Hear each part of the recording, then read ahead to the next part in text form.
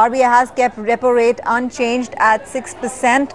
That's the first flash, pretty much on expected lines. Has there been any tinkering in any of the other rates? I reckon not. But I believe Abhinava Das joins us with the very latest and the headlines coming in from the RBI headquarters. Abhinava, no rate action as expected. Absolutely. In fact, there were no positive surprises at all from the Reserve Bank governor. In fact, the Monetary Policy Committee, which met today, they've decided that the rates are all, it's a status quo as about the rates are concerned. But the factor which is a big concern right now is inflation. And if you look at the tone and tenor of the policy, they have very clearly stated that the inflation is going to inch upwards to 4.2 to 4.6% in the second half. Growth is a bit of a concern. They've cut down the growth estimates. The GVA has been cut to 6.7% from 7.3% earlier. There's been an SLR cut of 50 basis points. It's about the transition to the liquidity coverage ratio, and banks are anyways covered.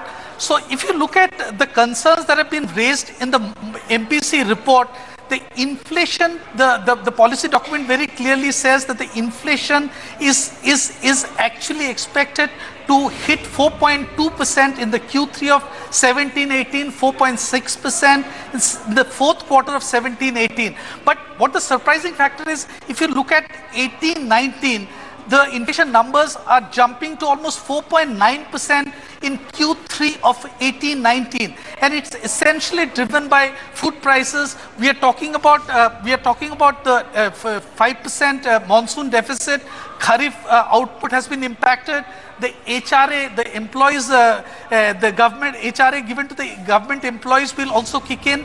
So even if you are assuming normal monsoon, the numbers don't change much. So to that extent, the tone seems to be a bit hawkish from the central bank.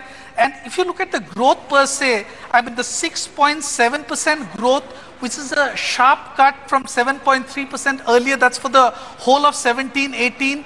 And for the second, if you look at 17-18 Q2, it's seen as 6.4, 7.1% in Q3, 7.7% in Q4. So Q4 onwards, the central bank is predicting some sort of a recovery. 18-19, the GVA is seen at around 7.4%. That again is assuming a normal rainfall and no fiscal shockers. So essentially, the dip in business confidence is demonetization. The investment side spending is still very weak. The uncertainty over GST, sluggish investment, all that is playing out, and clearly growth seems to be the victim here. It seems, you've given us the headline that's coming in from that policy statement, Abhinava Das, and I'll just quickly go across to Maithili for her reaction. 6.7% GVA, Maithili, is what the RBI has signaled for FY18. There might be a revival, but not meaningful enough. You can only look at a cleaner growth recovery in FY19, which they're pegging the number to be at 7.4%. Yes, certainly very disappointing, both on the GVA front as well as on inflation. And in fact, inflation, they're talking about 4.2, 4.6, and that I would think is well in line with the trajectory that the RBI and the MPC itself had suggested for the second half of between 3.5 to 4.5. So I really frankly do not understand RBI's excessive anxiety on the inflation front, particularly when they've cut the GVA estimate to 6.7% and don't see much of a revival for the last quarter of this year.